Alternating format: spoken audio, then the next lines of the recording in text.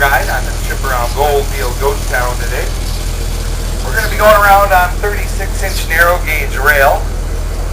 Narrow gauge used by mining companies because everything's built a little bit smaller. The narrower rails easier to put in the mountain pass and mining tunnels.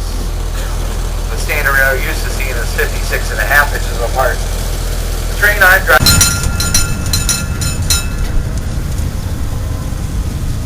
As we head around this first bend, you get a great view of the Superstition Mountains.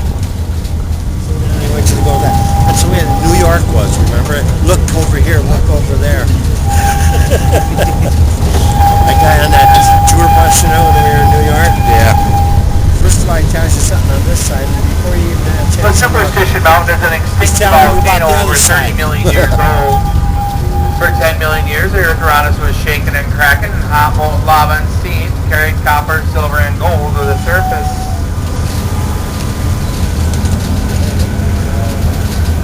The volcano left behind a range with the peak mountains are very superstitious, so they renamed it Superstition Mountain in the late 1800s. Before that, it was known as Thunder Mountain. The Native Americans thought they heard thunder back in the mountain range, when it was actually lingering volcanic activity from hot molten lava running below us. Today the mountain is part of a 160,000-acre protected area. The Superstition Wilderness area has hundreds of miles of hiking and climbing trails on some of the harshest terrain in the world. The shortest trail to the top runs right up the center in front of us. An experienced hiker can do that round trip in 6 hours. The trails around the mountain can take a hiker up to 3 weeks. There's very limited water out there, no motorized vehicles allowed. It's close to legends told about this area. The most famous is the legend of the Lost Dutchman gold mine. Jacob Waltz was a German immigrant, also known as the Dutchman. He prospected this area from 1863 till 1891 till he passed away in Phoenix from pneumonia. On his deathbed, he gave a map to Julia Thomas so she can come out here and find a gold mine. He supposedly left behind the superstitions. Julia did come out here, but never did find that mine and went broke looking. So she sold copies of maps to others. They came out here, never found the mine either, and a legend was born. Since Jacob Waltz passed away, hundreds of people have been out there looking for that mine. Dozens have died trying to find it. Some have died in accidents. Some have been murdered by other greedy miners. Some were murdered by the Apaches who finished the job by cutting their victims' heads off. And as far as I know, nobody's found the mine yet. There's probably somebody out there looking today. Maybe they'll be the lucky ones to find the Lost Dutchman gold mine. I've heard some other interesting stories about that mountain I'm not so sure about. Someone told me there's a secret government base up there where the space aliens land. I've been told there's a spaceship crashed out there, and I've even heard there's a portal to another universe on top of the Superstition Mountain. Welcome to the Twilight Zone. While we're waiting for the next spaceship to arrive, I'll tell you about the Wasp Mine. This area beyond the fence is the site of the most recent gold strike in the Goldfield Mining District. The Wasp is an open pit mine started in 1983. At its peak, that little mine produced over $1 million worth of gold in one winter. Wow. Thousands of dollars worth of gold have come out of that mine since then. It's still an active mine run by a couple Canadians to come down here to escape the cold and look for some gold.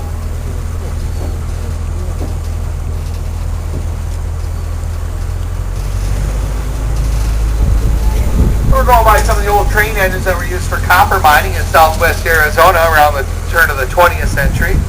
These engines all ran on electricity from a boom overhead and run along electric line like a commuter train or trolley car.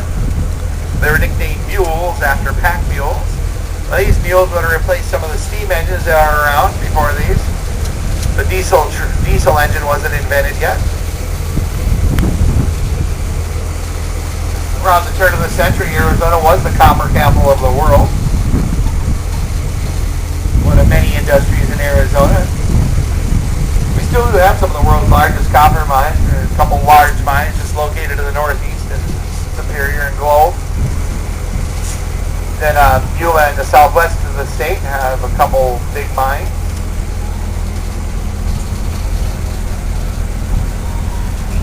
We're coming up on one of the old water tanks at the time.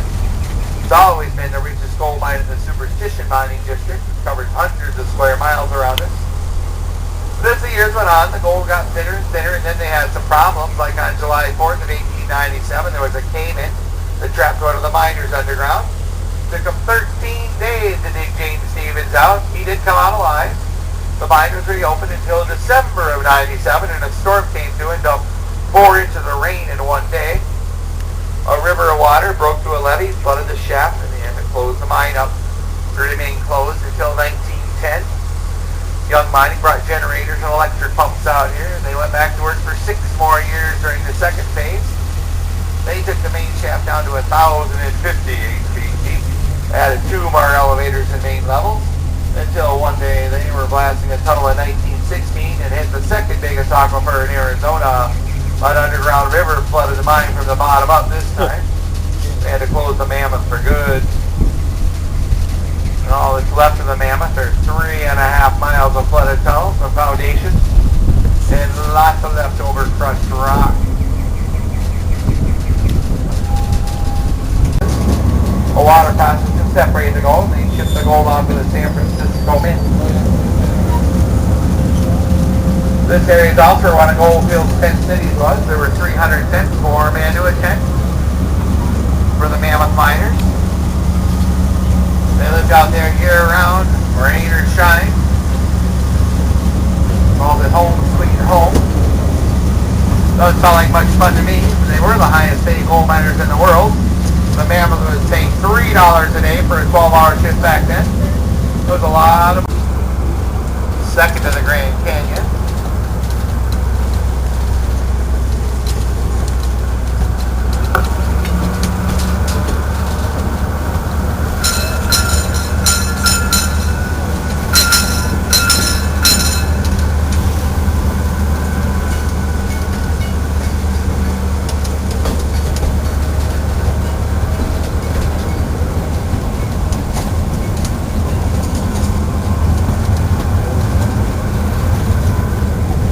Goldfield was a classic boom town in the 1890s. The miners had everything they needed out here. There were livery stables, blacksmiths, boarding houses, grocery stores, drug stores, doctors.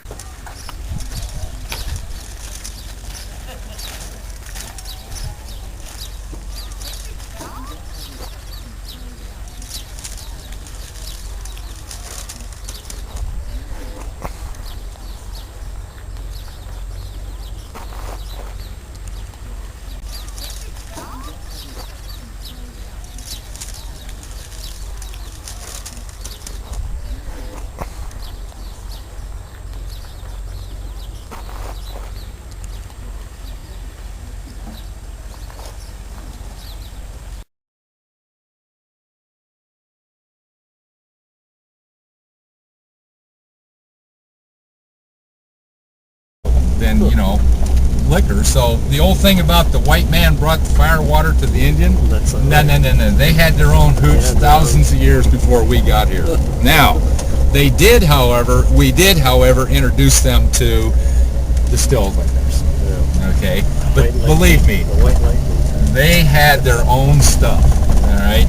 In fact, they used the blooms and the blossoms and the fruit off of a lot of cactus out here to make different wines. Because like I said, they believe from curing on the inside and outside. Well, they use their leaves and branches and bark on different trees out here to make these different teas.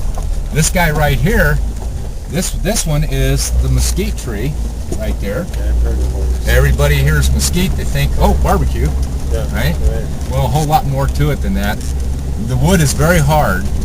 And the Apache warrior used to take and find the right diameter. Sure.